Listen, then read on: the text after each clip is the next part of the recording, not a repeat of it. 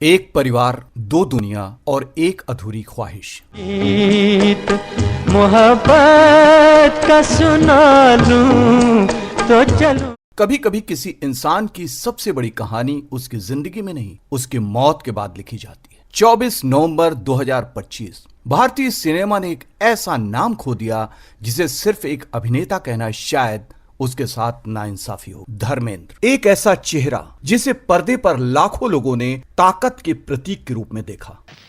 ये दुनिया बहुत बड़ी है, अपना शिकार खुद मारना सीखो। आइंदा मेरे रास्ते में आने की कोशिश की तो मैं तुम्हें पीस के रख दूंगा। लेकिन कैमरा बंद होने के बाद उस ताकतवर आदमी के भीतर एक ऐसा दर्द था जिसका जिक्र उन्होंने दुनिया से शायद ही कभी किया। तेरी दुनिया से मैं एक रोज चला जाऊं। और फिर उनकी मौत के कुछ दिनों के बाद एक पुराना बक्सा खोला गया जिसमें मिली एक डायरी, कथित तौर पर धर्मेंद्र की अपनी लिखावट में। कागज के कुछ पुराने पन्ने, लेकिन दावा था इन पन्नों में सिर्फ शब्द नहीं थे, इनमें छिपी थी एक पिता की बेचैनी, एक पति का अपराध बोध और दो परिवारों के बीच फंसे एक आदमी की अधूरी कहानी। सवाल सिर्फ इतना ही नहीं था कि उस डायरी में क्या लिखा था। सवाल यह था, अगर ये डायरी सच थी तो धर्मेंद्र अपने पीछे कौन सा राज छोड़ गए थे। धर्मेंद्र की जिंदगी को समझने के लिए हमें कई दशक पीछे जाना होगा। एक तरफ थी प्रकाश कौर, वो महिला जिन्होंने धर्मेंद्र के संघर्ष के दिनों में उनका हाथ थामा था। उनकी दुनिया फिल्मों की चकाचौंध से दूर थी। उनकी दुनिया थी घर, परिवार और उनके 4 बच्चे, सनी, बॉबी, अजीता और विजेता। फिर आया वह दौर जब धर्मेंद्र की जिंदगी में हेमा मालिनी आई, बॉलीवुड के ड्रीम गर्ल। शराबों में पास रहती है वो पल दो पल।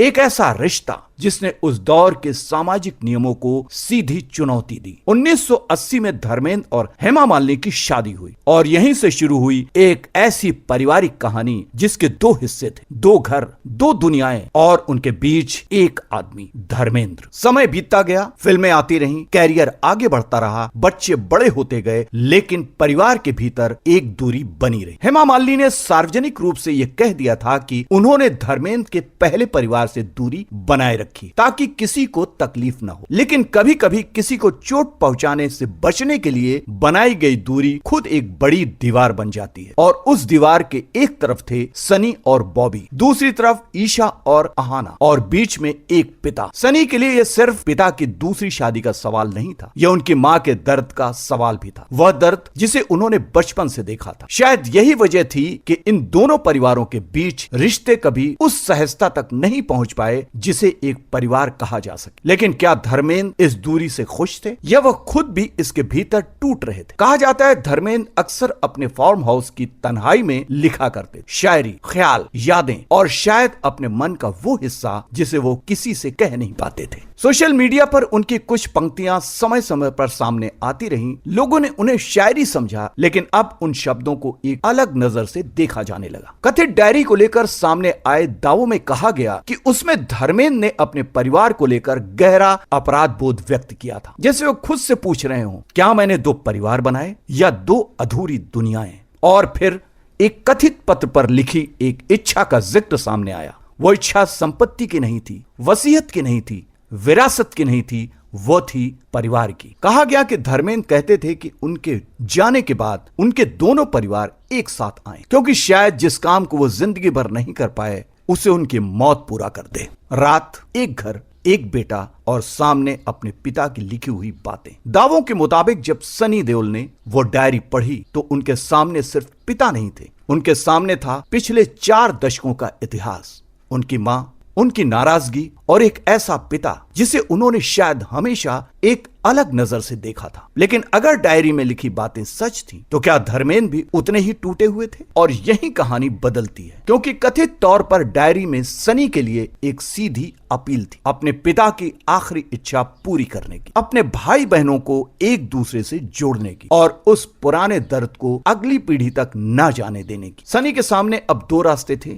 एक तरफ मां के प्रति उनका सम्मान और दूसरी तरफ पिता की आखिरी इच्छा। और फिर उन्होंने फोन उठाया। घड़ी आधी रात पार कर चुकी थी। एक नंबर जिसे शायद वर्षों से डायल नहीं किया गया था। नाम स्क्रीन पर आया हेमा जी। फोन बजा, एक बार, दो बार, तीन बार। हर रिंग के साथ एक सवाल और गहरा होता गया, क्या वो फोन उठाएंगी? और अगर उठाया तो क्या दोनों के बीच इतने वर्षों की दूरी कुछ शब्दों में खत्म हो सकती है? दूसरी तरफ हेमा मालिनी धर्मेंद्र के जाने का दुख अपने भीतर लिए हुए, और तभी फोन की स्क्रीन पर एक नाम दिखाई दिया, सनी। उन्होंने फोन उठाया। कुछ सेकंड तक सिर्फ खामोशी, दोनों तरफ सांसों की आवाज, फिर सनी की भारी आवाज, हेलो हेमा जी, मैं सनी, बस इतना। लेकिन कभी कभी एक वाक्य 40 साल की दूरी से ज्यादा ताकतवर होता है। सनी ने कथित तौर पर डायरी का जिक्र किया और कहा, पापा चाहते थे कि हम सब एक साथ हों, क्या आप आ सकती हैं? कुछ देर बाद जवाब आया, हाँ बेटा, मैं आऊंगी। सुबह हुई, जुहू का घर, गेट खुला, एक सफेद कार अंदर आई। कार से उतरी हेमा मालिनी, साथ थी ईशा और अहाना। चेहरों पर दुख था, लेकिन उससे ज्यादा एक सवाल, क्या उन्हें इस घर में स्वीकार किया जाएगा? वे अंदर दाखिल हुई और फिर वो क्षण आया जिसकी शायद किसी ने कल्पना नहीं की थी। सनी सामने थे, वर्षों की दूरी उन दोनों के बीच खड़ी थी, लेकिन आज बीच में कोई कैमरा नहीं था, कोई मीडिया नहीं था, कोई फिल्मी संवाद नहीं था, सिर्फ एक पिता की याद। सनी ने आगे बढ़कर ईशा को गले लगाया, फिर अहाना को, और शायद उस पल सौतेला भाई और सौतेली बहन जैसे शब्द अपना अर्थ खो चुके थे, क्योंकि आंसुओं के सामने रिश्तों की सारी परिभाषाएं छोटी पड़ जाती हैं। धर्मेंद्र अपनी जिंदगी में दोनों दुनियाओं को पूरी तरह एक नहीं कर पाए,